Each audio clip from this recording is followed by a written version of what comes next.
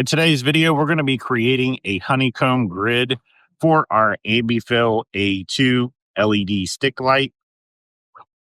Now, if you happen to buy the Pro version, it actually comes with one of these, even though it's made of material. I'm not a huge fan of it. But the A2, the little brother, actually doesn't come with it. All you get is the light itself. So today we're going to be creating a clip-on honeycomb grid using 3D printing. So let's get at it. But I'm creating that grid for the light. You can see the light back there. So typically when I'm doing the talking head stuff here on the rack, in my videos where the light's blue behind, which is, there's like a blue glow back there. And that's just one of those Ambitful A1s right there. That's kind of shining up here. Right. But that light directly at me is super harsh. So that's why it's turned toward the white wall to bounce the light off of the wall. And that works pretty well. The other light that you see in the videos, which is the one that's too variable, so I set that one, but this other one that's on the other side of me tends to be too bright, and it's this one that's pointing right at me. So one side of my face will be brighter than the other side, and it takes tweaking that light brightness to get it even. But this is all for moving toward the house. All right, so we're going to have that kind of same setup at the house. But with that grid, what that'll allow me to do, you'll see a lot of people, they'll have that light shining in an area, and it'll be, partially blue. I think the blue magenta is the mix that a lot of people do. And with these, the light's too broad, right? It's way too broad. But with the grid on it, I'll be able to focus it more on a single area. I think when we get to the final print, instead of doing this in black, I think I'm going to do it in silver, because the silver will have a little bit of reflective properties.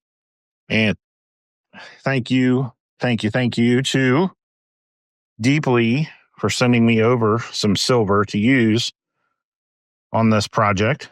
And this is what we're going to be using today. So this is their PLA Plus filament, and we're going to be using it for this grid project today.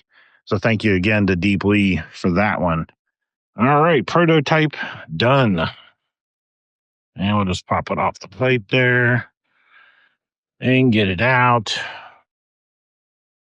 Looks pretty nice. So now we'll have to see how well the light fits in it, which it should be fairly perfect since we've already, prototyped that. Okay, looks like we got a little bulginess. You might have to widen it just a tad. Definitely fits down in there good, but you can see, so the, we could definitely test it though with that. Throw in some blue light on the A1, but you can see the back wall, nothing else has that blue light on it. Now, if I knock this thing off, boom, literally everything is blue.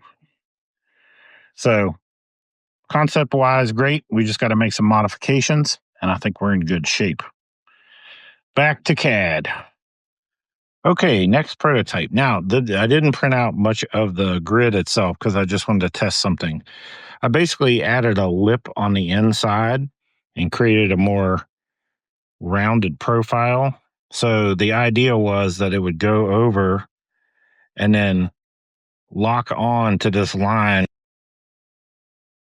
So it's just a clip-on kind of situation now. Clip, boom, stuck.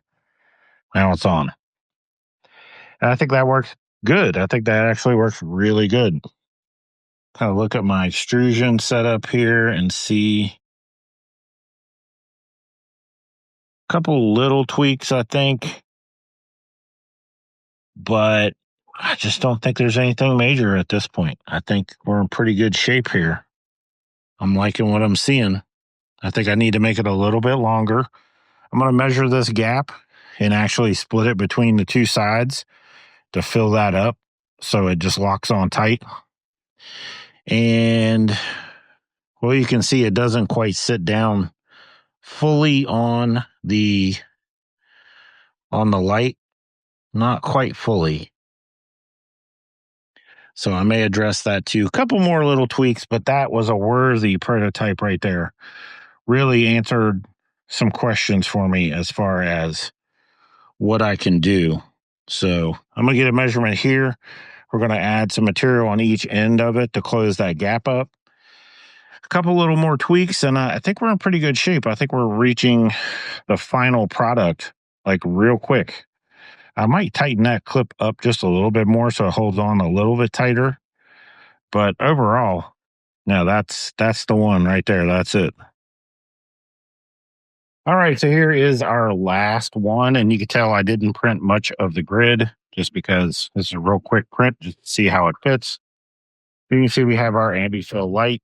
So I increased the lip a little bit and also increased the wall thickness on each side. So this just goes down here, and you can see it just kind of sits on top, so we'll give it a push. Clicks right on, and now it's on there, stuck. Not only that, no side-to-side play. It's actually way even better than I expected it to be. Zero side-to-side play. Now, if you imagine if it was fully printed and the grid was out, an inch and a half or so, what that might look like. Use black. All right. Look, right here. Deeply matte black, still in the machine. Went ahead and switched this job to matte black for the final print because it is done. It is done. So give me just a couple of minutes, or actually 30, I think. And after it's printed, I'll show you the final piece on the light itself. All right, I'll be back. All right, finished product we can see is done. Let's just hear some clicky clickness. Oh, beautiful. Now you can see that it just looks like it's part of it. It just looks like it's supposed to come that way. Now, believe me when I tell you I'm no studio lighting expert by any means.